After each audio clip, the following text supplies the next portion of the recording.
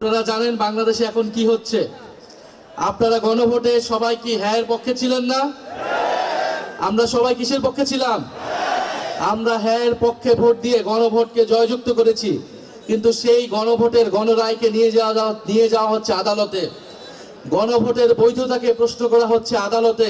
আমরা কি সেটা মানবো না। যদি জনগণের রায়কে আদালতে নিয়ে যাওয়া হয় তাহলে আমাদেরকেও রাজপথে যেতে হবে। কথা খুবই পরিষ্কার। আমরা জুলাইয়ের মতো স্লোগান পদ্মা সেতু, মেট্রো রেল এবং এলিভেটেড এক্সপ্রেসওয়ে নির্মাণের গর্বিত অংশীদার বসুন্ধরা সিমেন্ট। দিতে চাই না হাইকোর্ট না রাজপথ, কিন্তু এই স্লোগান দিতে আমাদেরকে বাধ্য করবেন না।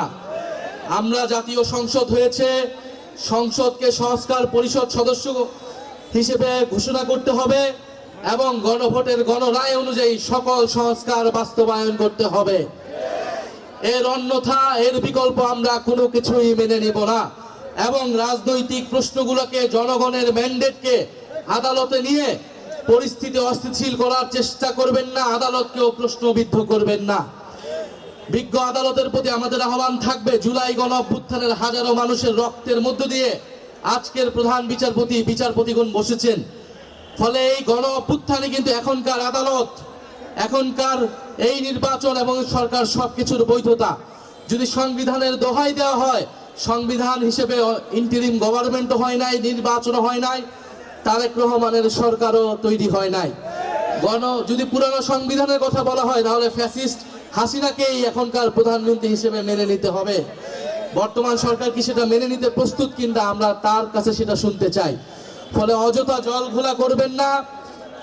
সংস্কার বাস্তবায়ন করতে হবে, বিচার বাস্তবায়ন করতে হবে। ভারতের কাছে অবিলম্বে শেখ হাসিনাকে বাংলাদেশে ফেরত পাঠানোর জন্য দাবি জানাতে হবে।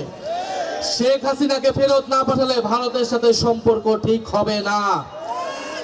বাংলাদেশের সাথে সম্পর্ক স্থাপন করতে হলে অবশ্যই জুলাই গণহত্যার বিচার, শেখ হাসিনাকে ফেরত পাঠাতে হবে, শরীফ ওসমান হাদির খুনিদেরকে বাংলাদেশে ফেরত পাঠাতে হবে। তারপরে ভারতের সাথে সুসম্পর্কের বিষয়ে আমরা বিবেচনা করব ইনশাআল্লাহ। আজকে পুরো সমগ্র এনসিপি এই কুমিল্লা জেলায় এসেছে। এনসিপির সব গুরুত্বপূর্ণ নেতাই আজকে কুমিল্লা জেলায় এসেছেন। কুমিল্লা এবং বৃহত্তর কুমিল্লা থেকেই কিন্তু এনসিপির যে কার্যক্রম, এনসিপির গুরুত্বপূর্ণ নেতা তৈরি হয়েছে, এটা আমাদের জন্য অনেক সম্ভাবনার। আপনারা জানেন যে কুমিল্লায় মুজিববাদের জম হাসনাত আব্দুল্লাহ রয়েছেন, যিনি নির্বাচিত হয়েছেন কুমিল্লা জেলার মানুষের ভোটে। এই কুমিল্লায় রয়েছেন গণ অভ্যুত্থানের ভ্যানগার্ড আসিফ মাহমুদ, সজীব ভুইয়া এবং এই বৃহত্তর কুমিল্লার সন্তান চাঁদাবাজদের জম জনাব নাসিরউদ্দিন পাটোয়ারি আবির্ভূত হয়েছে এই ইলেকশনে। আপনাদের সন্তান চাঁদাবাজ সন্ত্রাসের বিরুদ্ধে ঢাকায় নেতৃত্ব দিচ্ছে। কুমিল্লাবাসীকেও চাঁদাবাজ সন্ত্রাসের বিরুদ্ধে এই কুমিল্লা থেকে প্রতিরোধ তৈরি করতে হবে ইনশাআল্লাহ। কুমিল্লাবাসী কি সেটার জন্য প্রস্তুত আছে? আমরা শেষ করব, আমরা ইফতারে যাব। ইফতারের আগে আমরা 1 মিনিট স্লোগান দিব। আপনারা সবাই প্রস্তুত আছেন? কুমিল্লাবাসী প্রস্তুত? ইনকিলাব ইনকিলাব, এনসিপি এনসিপি, ক্ষমতা না জনতা, আপোষ না সংগ্রাম, দালালি না রাজপথ, গোলামি না আজাদি। তুমি কে আমি কে, আমরা সবাই হাদি হব, যুগে যুগে লড়ে যাব।